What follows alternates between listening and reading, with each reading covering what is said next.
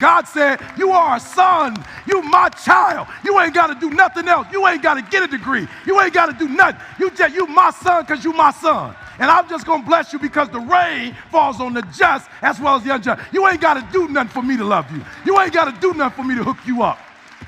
You my daughter. You enough. You enough. That's why you done ran through 4 men, because you don't know you enough without a man. You enough.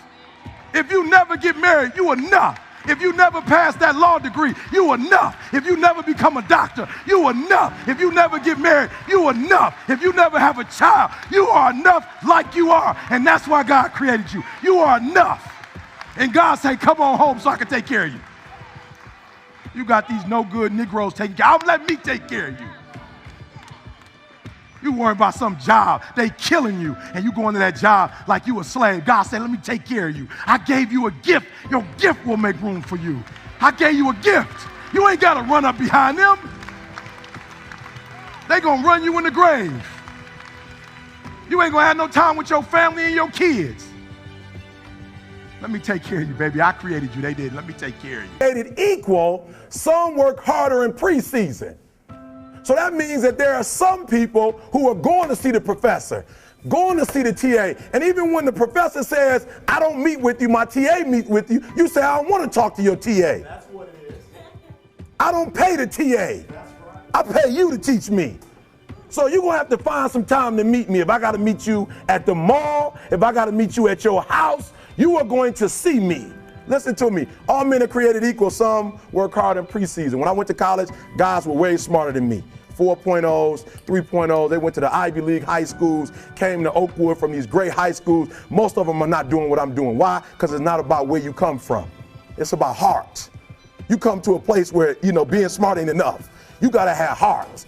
It may last for a minute or an hour or a day or even a year. But eventually, it will subside, and something else will take its place. If I quit, however, it will last forever. Listen to me, I'm telling you as I leave. Be strong and very courageous. Be strong and very courageous.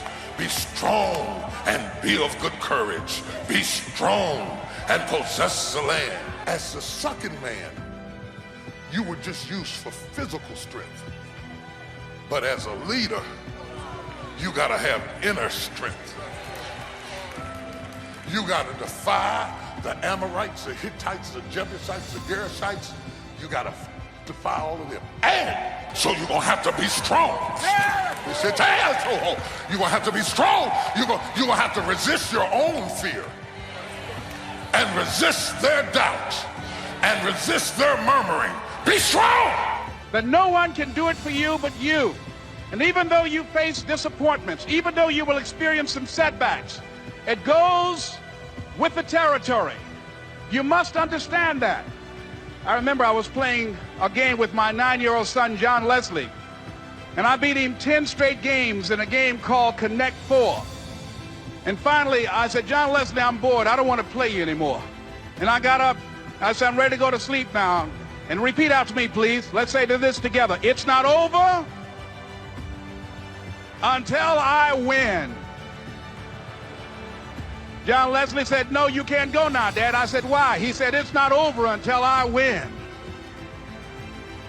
That was his attitude. We sat down and we played several other games. And finally, after the 11th game, John Leslie won, and he got up and he yawned. And he said, I'm ready to go to sleep now.